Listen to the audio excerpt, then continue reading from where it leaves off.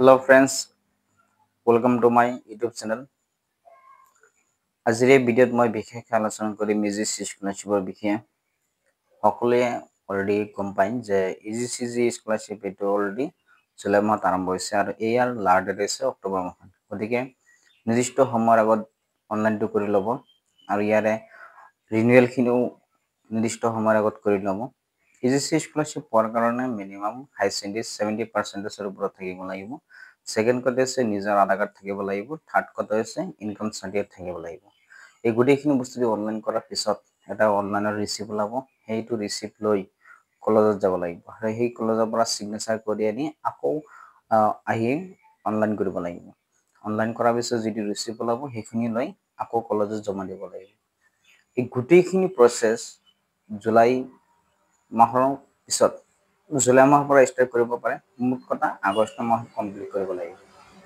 যদিও এতিয়ালৈকে কোনোবাই ইজিচি স্কলাৰশ্বিপ অনলাইন কৰা নাই তেনেহ'লে অনলাইন কৰিব লাগিব আৰু ইয়াৰ বাবে কিন্তু প্ৰথমতে কি কৰিব লাগিব OTR কৰিব লাগিব। OTRৰ কাৰণে ফাৰ্ষ্ট আধাৰ কাৰ্ড লাগিব আৰু সেকেন্ড কথা হৈছে আধাৰ কাৰ্ডত যিটো মোবাইল নম্বৰ আছে সেই মোবাইল নম্বৰ দিব লাগিব। এইখিনি গোটেইখিনি দিয়াৰ পিছত অনলাইন প্ৰচেছটো কমপ্লিট কৰিব লাগিব আৰু কমপ্লিট কৰাৰ পিছত কলেজত জমা দিব লাগিব। আৰু এই ইজিচি স্কলাৰশ্বিপৰ কাৰণে যি মেৰিট লিষ্ট ওলাই মিনিমাম 6 পৰা 8 মাহ টাইম লাগি যায়।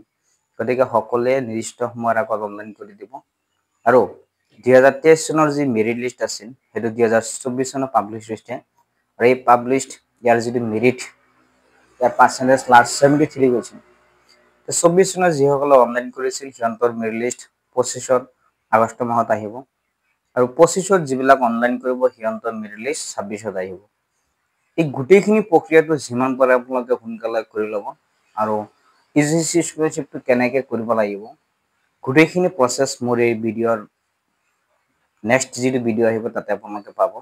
গতিকে আপোনালোকে যিমান পাৰে ভিডিঅ'টো শ্বেয়াৰ কৰিব আৰু সকলো ল'ৰা ছোৱালীয়ে যাতে গম পায় সেইকাৰণে ভিডিঅ'টো শ্বেয়াৰ কৰি দিব।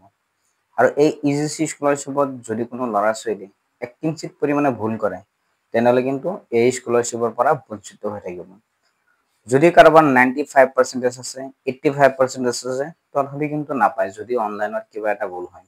গতিকে সকলোৱে ভিডিঅ'টো ভালকৈ চাব আৰু নেক্সট ভিডিঅ'টো ভালকৈ চাই পিনি অনলাইন কৰিব। আৰু ইয়াতে কিছুমানে এনেকুৱা ভাগ্য ভাল যে 73 পাই যাব, কিন্তু কিছুমানে এনেকুৱা ভাগ্য ভাল বেয়া যে 90 বা 85% পোৱাৰ পিছতো ইজিচি নাপায়।